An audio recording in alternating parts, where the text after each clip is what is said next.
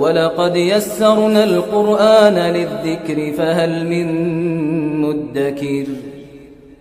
اور ہم نے قرآن کو سمجھنے کے لیے آسان کر دیا ہے، تو کوئی ہے کہ سوچے سمجھے؟ الحمدللہ والصلاة والسلام علی رسول اللہ وعلی آلہ وصحبہ اجمعین۔ اعوذ باللہ من الشیطان الرجیم، بسم اللہ الرحمن الرحیم۔ وَلَقَدْ يَسَّرْنَا الْقُرْآنَ لِلذِّكْرِ فَهَلْ مِن مُدَّكِرٍ۔ صدق اللہ العظیم وصدق رسولہ النبی الأمی الکریم۔ اللہم صل علی سیدنا محمد کما صلیت علی ابراہیم وعلی آل ابراہیم انک حمید مجید۔ رب اشرح لي صدري ويسر لي امري واحلل عقدة من لساني يفقهوا قولي رب زدني علما ورب زدنا علما وعقلا وفہما۔ تو لاسٹ والے کلاس میں ہم نے بات کی تھی، کچھ ایک امپورٹنٹ سلائیڈ پڑھی تھی ہم نے، جس میں ہم نے قرآن کی کچھ آیات پڑھی اور ان کا ترجمہ بھی دیکھ لیا، اور ہم ہوا کو پڑھ رہے تھے اور ہوا کو ہم نے آلموسٹ کمپلیٹ کیا۔ اب آئی ہوپ کہ آپ کو ہوا کا ٹرانسلیشن اچھی طرح سے پتہ ہوگی، اور ساتھ ہی ساتھ آپ کو ہوا کے ساتھ کس طرح سے ہم اگر کسی چیز پہ ہمیں تاکید کرنی ہوگی، تھوڑا سا زور دینا ہوگا، تو کس طرح سے ہوا کے پہلے ذالکہ آتا ہے، اور پھر یا ہوا سے پہلے الف لام اگر کسی بھی لفظ میں آ جائے تو اس پہ تاکید کے طور پر ہم استعمال کرتے ہیں۔ تو آج ایک ہم نیا رول سیکھیں گے، نئی چیز پڑھیں گے، جو کہ قرآن میں اگرچہ منیمم آئی ہے، کم آئی ہے، لیکن ان چیزوں کو ہمیں ایز اٹ از یاد رکھنا ہوگا، کیونکہ قرآن میں کئی الفاظ ایسے آئے ہیں، زیادہ بھی نہیں اور بہت زیادہ نہیں، اس لیے ان چیزوں کو آپ یاد رکھ لیجئے۔ کہیں کہیں پہ قرآن نے ان ایسے الفاظ کو استعمال کیا ہوا ہے۔ تو سلائیڈ میں اگر آپ پہلے دیکھو گے، السما، جس طرح سے ہم نے سما کو پتہ نہیں کتنی مرتبہ ہم نے پڑھا اس کی ٹرانسلیشن کو کہ یہ سما کیا ہوتا ہے، تو سما کہتے ہیں السما، آسمان کو۔ تو کیسی ٹرانسلیشن ہوگی اس کی؟ دیکھیے الف لام لگا ہوا ہے، تو اس میں کوئی ایک یا ہے کی ٹرانسلیشن تو نہیں ہوگی، اس میں سمپلی السما، سما کا مطلب سما، آسمان ہوگی۔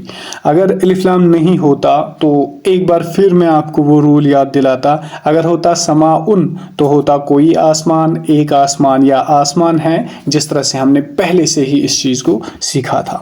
لیکن اب اگر اس سما کے ساتھ کسما ڈالیں گے، کاف اور الف آگے ہوگا، کسما، تو کیا ہوگی ٹرانسلیشن اس کی؟ تو دو قسم کی ٹرانسلیشن اس کی بھی ہو سکتی ہے، لیکن عمومی طور پہ ایک آپ یاد رکھ سکتے ہیں، آسمان کی طرح یا آسمان جیسا، دونوں ٹرانسلیشن اس کی ہو سکتی ہے۔ تو کا کی ٹرانسلیشن ہوتی ہے کی طرح۔ اب کیا کہا؟ السما، آسمان، کسما، آسمان کی طرح، تو آسمان کی طرح یعنی کی طرح، کا کی ٹرانسلیشن کی طرح ہوتی ہے۔ اب آگے دیکھتے ہیں ان ورڈز کو، تو کیسے ہیں؟ القصر، قصر کا مطلب ہوتا ہے پیلس، محل ہوتا ہے قصر کی ٹرانسلیشن، لیکن کل قصر کیا ہوگا اب؟ پیلس کی طرح، محل کی طرح۔ انعام، انعام کہتے ہیں مویشیوں کو، جانوروں کو، کل انعام کہتے ہیں جانوروں کی طرح۔ انسا، انسا کہتے ہیں عورت کو، مونس فیمیل کو، کل انسا، عورت کی طرح۔ الفخار، فخار کہتے ہیں مٹی کے برتنوں کی طرح، کل فخار، الفخار کہتے ہیں مٹی کے برتن، یعنی جو پوٹری وغیرہ کرتے ہیں، بناتے ہیں وہ مٹی کے برتن، کچھ بھی ہو اس کو فخار کہتے ہیں، کل فخار، مٹی کے برتنوں کی طرح۔ المہل، مہل کہتے ہیں جو مطلب کچھ اگر ہم کسی میٹل کو لکوڈ شیپ میں تقسیم کریں اس کو کہتے ہیں مہل۔ مثال کے طور پہ کوئی ایک ایسا فار ایگزامپل راڈ ہے جس کو ہم کنورٹ کریں لکوڈ شیپ میں، مولٹن بنائے، تو اس کو کہتے ہیں مہل۔ کل مہل کہتے ہیں پگھلے ہوئے تانبے کی طرح یا پگھلے ہوئے کسی چیز کی طرح۔ فار ایگزامپل اگر آپ نے دیکھا ہوگا نا سوشل میڈیا پہ یا کہیں یوٹیوب وغیرہ پہ جو اچھا جویلری آپ نے دیکھی ہوگی، سونا ہوتا ہے نا، سونا اس کو کیا کیا جاتا ہے، اس کو کیا جاتا ہے میلٹ کیا جاتا ہے، اس کو وہ لیکوڈ سالڈ فارم میں ہوتا ہے، اس کو لیکوڈ میں کنورٹ کرنے کے لیے ہیٹ اپ کیا جاتا ہے، ایک بہت زیادہ سیلسیس ڈگری پہ لیا جاتا ہے اور وہ میلٹ ہو جاتا ہے۔ اسی طرح سے اگر کسی چیز کو، کسی پلر کو میلٹ کیا جائے اس کو کہتے ہیں کل مہل۔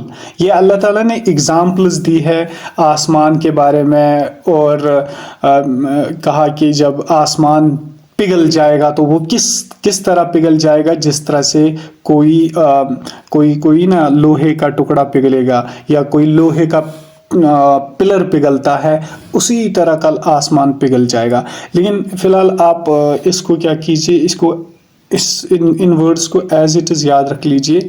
پھر جب ہم اگر انشاءاللہ ہم اس کورس کو یا اس بک کو دوبارہ پڑھیں گے، اس میں ہر ایک آیت کو لاؤں گا اور قرآن کی ہر ایک آیت ان ورڈز پہ دکھاؤں گا، اسے بہت زیادہ مضبوط ہوں گی پھر چیزیں، لیکن فی الحال اتنا پاسبل نہیں ہے، ہم فی الحال ایسے یاد رکھیں۔ تو مہل کس کو کہتے ہیں؟ یہ آیا ہے کسی سورہ میں، یوم تکون السماء کالمہل، جس دن جو آسمان ہے نا وہ پگھلے ہوئے ایک مولٹن براس کی طرح ہوں گے، یعنی ایک پگھلے ہوئے لوہے کی طرح بن جائیں گے، یعنی آسمان پگھل کر نیچے گرے گا۔ تو پگھلے ہوئے تانبے کی طرح، تانبا کہتے ہیں ایک، اگر آپ نے دیکھا ہوگا ایک ہوتا ہے لوہا تو آپ کو پتہ ہی ہے، وہ تھوڑا سا بلیک ٹائپ ہوتا ہے، ایک ہوتا ہے سونے کی چمک الگ ہوتی ہے، دوسرا ہوتا ہے سلور ایک تھوڑا سا نا گولڈ شکل پہ ہی ہوتا ہے، سوری وہ گرے شکل پہ ہوتا ہے، ایک ہوتا ہے پیتل یا تانبا، وہ بھی گولڈ کی طرح ہوتا ہے لیکن تھوڑا سا ہلکا گولڈ ہوتا ہے، تو اسی کو کہتے ہیں پگھلے ہوئے تانبے کی طرح۔ یعنی ایک آپ سمپلی یاد رکھ لیجئے کہ لوہا جب پگھل جاتا ہے تو اس طرح آسمان ہوگا کل قیامت کے دن۔ ہجارہ کہتے ہیں پتھروں کو، کل ہجارہ پتھروں کی طرح۔ اس کا اگر آپ واحد دیکھو گے تو ہجر کہتے ہیں پتھر کو، ہجارہ اس کا جمع ہے، اور کل ہجارہ پتھروں جیسا۔ اعمیٰ کہتے ہیں اندھے کو، کل اعمیٰ اندھے جیسا یا اندھے کی طرح۔ رمیم کہتے ہیں بوسیدہ ہڈی کو، یعنی جو ہڈیاں زمین میں رہتی ہیں وہ پھر نا ان میں کیا آتا ہے، ان میں بوسیدہ پن آ جاتا ہے، یعنی وہ ختم ہو جاتی ہے۔ اگر آپ نے کہیں پہ دیکھا ہوگا ہڈی کو بہت زیادہ ٹائم ہوا ہوگا اور وہ اب وائٹ ہونے لگتی ہے، پھر جب اس پہ لات پڑتا ہے تو وہ ختم ہو جاتی ہے۔ اچھا، ادھیان کہتے ہیں تیل کی طرح، پگھلے ہوئے تیل کی طرح۔ قدحان کہتے ہیں ادھیان کہتے ہیں تیل، اور قدحان کہتے ہیں پگھلے ہوئے تیل کی طرح، یعنی جس طرح سے تیل ہوتا ہے نا، تیل کا ایک اپنا وہ موٹا پن ہوتا ہے اور وہ لگتا ہے کہ پانی سے تھوڑا سا موٹا ہے، سیمی لیکوڈ شیپ ہوتی ہے تیل کی۔ تو اللہ تعالیٰ نے یہ بھی استعمال کی ہے تاروں کے لیے، سورج کے لیے، کہ کل جب سورج گر جائے گا، کل جب تارے ٹوٹ جائیں گے، چاند ٹوٹ جائے گا، تو اس کا کلر کیسا ہوگا، وہ کس طرح ہوگی، وہ پگھلے ہوئے تیل کی طرح ہوگی۔ قدحان کہتے ہیں پگھلے ہوئے تیل کی طرح۔ اچھا، تود کہتے ہیں پہاڑ کو، بڑے پہاڑ کو، ایک ہوتا ہے چھوٹا پہاڑ، ایک ہوتا ہے بڑا پہاڑ، جس طرح سے ہم کہتے ہیں ہل اور ماؤنٹین، تو اسی طرح سے تود کہتے ہیں عربی میں پہاڑ کو۔ کتود بڑے پہاڑ کو کہتے ہیں، یعنی کتود بڑے پہاڑ کی طرح۔ تو یہ چیزیں قرآن میں کم ہی آئی ہیں، ان کو آپ اسی طرح یاد رکھنے کی کوشش کیجئے۔ میں نے ان کی ٹرانسلیشن بھی کی جو آپ کو گروپ میں بھی ملے گی، تو ان چیزوں کو آپ ایز اٹ از یاد رکھ لیجئے، کم ہی آئی ہے قرآن میں اس لیے ان کو یاد رکھنا ہے۔ اچھا، اس کے بعد ہجارہ تو ہم نے پڑھا، پتھروں کو کہتے ہیں کل ہجارہ، پتھروں کی طرح۔ الاعمیٰ اندھے کو کہتے ہیں، اور کل اعمیٰ اندھے کی طرح۔ الرمیم بوسیدہ ہڈی کی طرح۔ قدحان کہتے ہیں تیل کی طرح یا پگھلے ہوئے تیل کی طرح. التعود کالتعود، تعود کہتے ہیں کس کو؟ بڑے پہاڑ کی طرح. اور السریم، سریم کس کو کہتے ہیں؟ سریم کہتے ہیں جب کوئی باغ ہوتا ہے نا، اگر باغ ہوگا تو اس باغ میں جب اگر درخت کاٹ دیے جائیں گے پھر کیا ہوتا ہے؟ پھر وہاں پہ اس کا پتے بھی سوکھ جاتے ہیں، ویران جیسی زمین وہ لگتی ہے اگر وہاں پہ درخت نہ ہوں گے.